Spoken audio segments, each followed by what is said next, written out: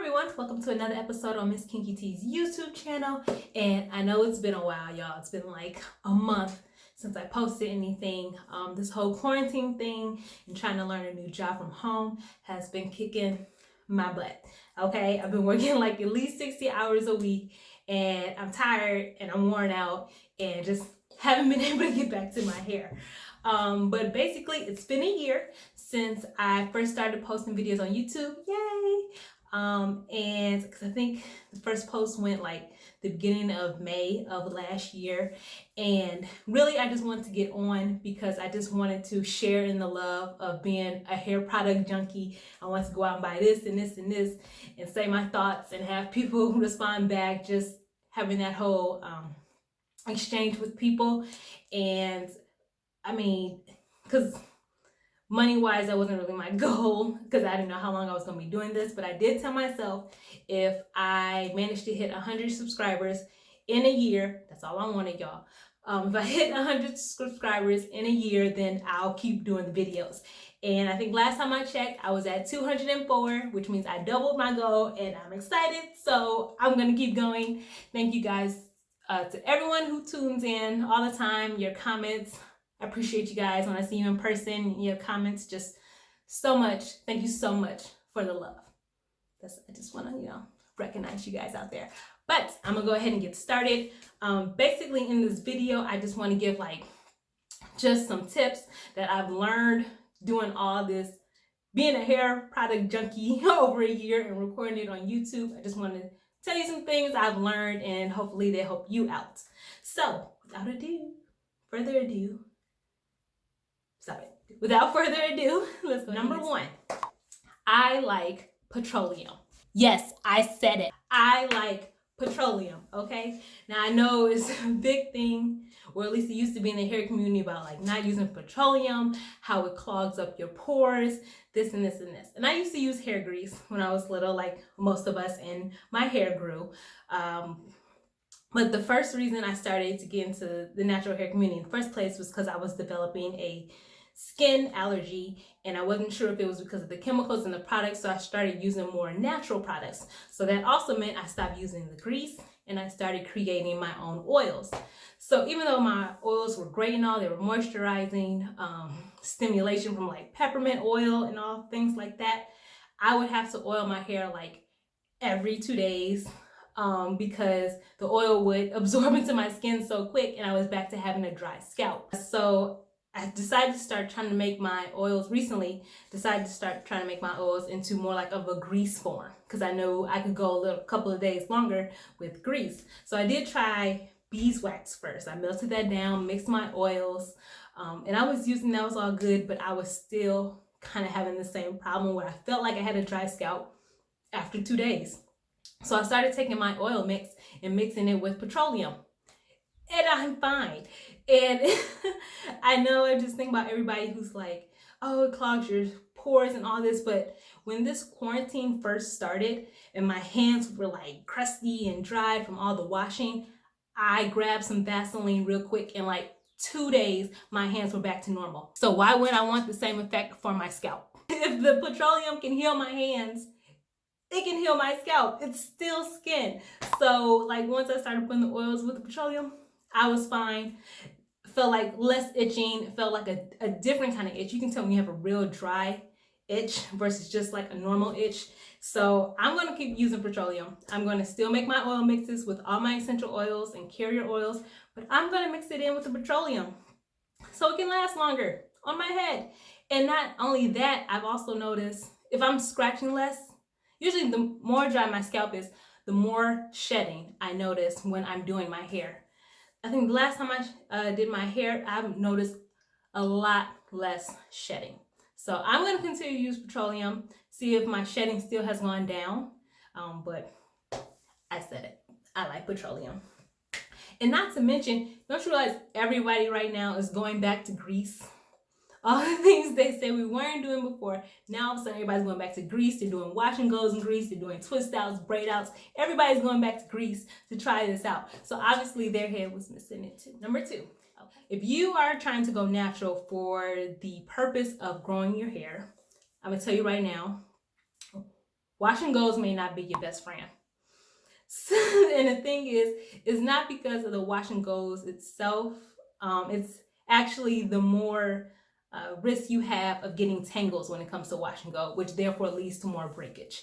When I first started going natural, I was doing wash and goes. I was loving it. I was doing them every week, but I was dealing with the tangles. Y'all know me. I'm not going to cut my damaged ends, and I have to act like my hair is damaged. I was getting single strand knots, hairs by themselves just getting all stuck to the point that I couldn't take them out, because you guys know I pick out my knots. And so I noticed when I went to like twists and braid outs, first of all, you have like 2 or 3 days where you don't even have to deal with stuff like that, because your hair's in a slightly protective style. So you don't have to worry about your hair knotting up because it's already bound with itself.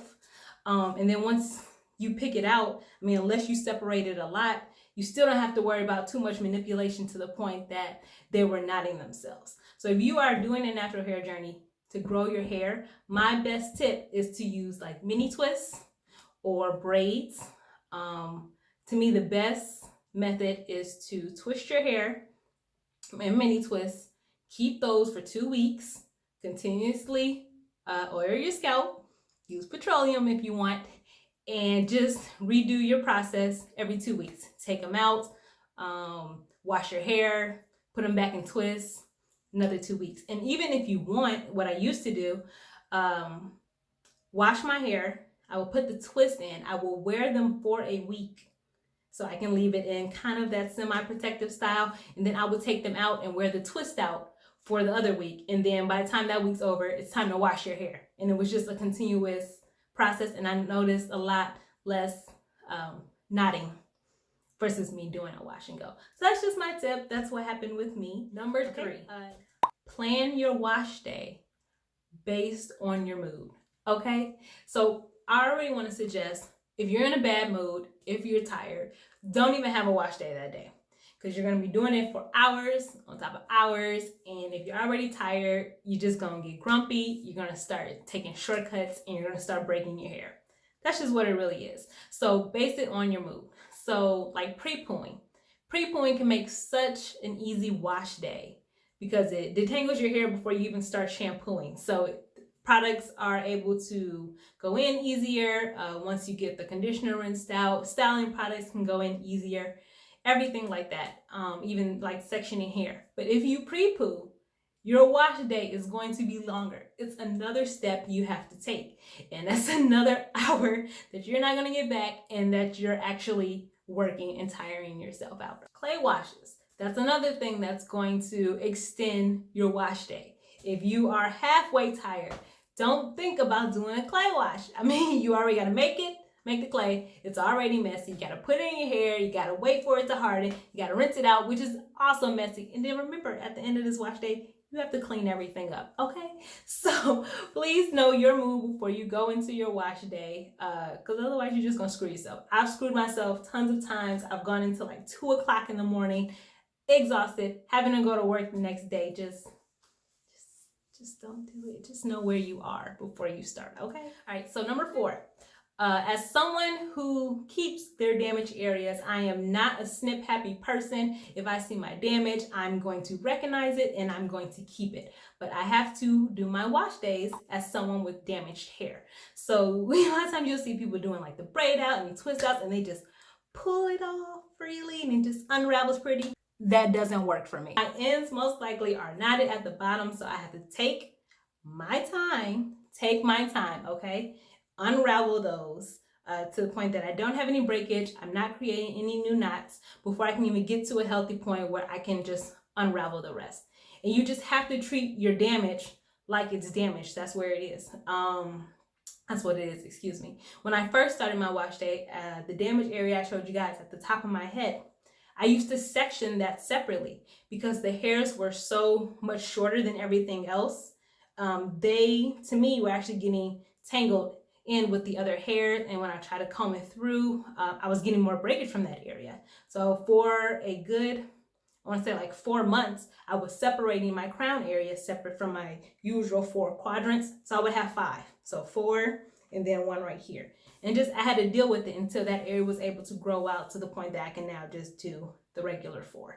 So you have to treat your damage for what it is if you're going to keep it, okay? But if you snip happy people can just get rid of it, go ahead. All right, and then my last tip I'm gonna give y'all, because I could, talk about this forever, but I don't want the video too long. I still hair type. I know a lot of hair influencers are now saying they don't hair type anymore with like the 4A, 4B, 4C thing. Now they only care about porosity, whether you're low or high. Well, I'm sorry, I'm low porosity, and if someone with 2A hair has low porosity hair as well, I'm still not going to be eager to buy their products, because I still have to deal with more tangling than they do. And despite what porosity we have, I still have to do more work than that 2A person with low porosity hair. So I'm still going to buy products based on those who have tight curls and tight coils and have tangling issues. I'm not going to ignore the fact of what I have, because at the end of the day, I still have to do more work than somebody with type 1 or type 2 hair, okay? I don't understand why everybody just wants to ignore it completely. And I understand there's like new tables out there too that are more descriptive. So like the actual curl, like whether it's an S or an O, your porosity, your density. Care about all those things as well, but you're still hair typing, okay? Look it up by what your hair is, because you, with that type, have your own certain problems that other people don't have to deal with. And that's just what it is. Don't ignore what you have. If you want your best solution, then know about your hair. That's all I gotta say. So I think I'm gonna leave it at that. Some of these tips were probably just common sense to you guys, but to others it may have not been. So I do appreciate you guys sticking with me to hear some of them. And again, I do appreciate all the love I've gotten from you guys over the year. I'm going to keep doing these. I'm going to keep being a product junkie. Oh, that's another tip. It's not suggested to be a product junkie, okay? Once you find what works for you, keep it, okay? But I got a shopping problem. And either way, I'm gonna be a product junkie. So I might as well show y'all how stuff turns out, okay? All right, so I am hoping for another good year, y'all. Hope you guys will still stick around with me the whole time. And I appreciate you guys so much. And stay safe out there. I know a lot of people's quarantines have been lifted, but we're still going in Michigan, and I have no problem with that. I have no problem with Gretchen Whitmer. I'm just going to say that. But you guys have a great one. Stay safe, and I will catch you next time. Bye.